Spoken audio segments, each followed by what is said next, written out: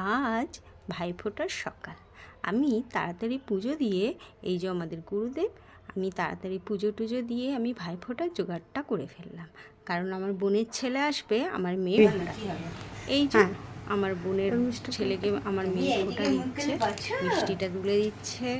যাই হোক, ভালোও লাগে। ভাই বোনের সম্পর্কটা এত সুন্দর, কিন্তু কিছু কিছু জায়গায় খুব তিক্ত হয়ে যায়। যাই হোক, ও এই যে আমাদের পুচকিটাও ফোঁটা নেবে, ওকেও ফোঁটা দিচ্ছে। ফোঁটা দেওয়ার পরে আমরাও একটু আনন্দ করে নিলাম, একটু দুই বোনে ভিডিও করে নিলাম। তারপরে এই যে আমার বোনের গাড়িটা আমাদের বাড়ির কাছে রেখেছে, এবার আমরা যাচ্ছি মায়ের বাড়িতে। আমি বোনকে ডাকছি, এই আমার বন্ধুদের দিকে একটু তাকা। আমরা একটু তোমাদেরকে টাটা করে নিলাম।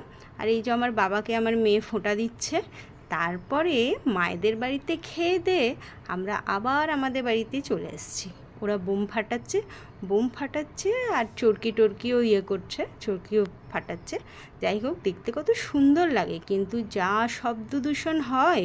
তবুও যাই হোক বন্ধু, তোমরা খুব খুব ভালো থেকো।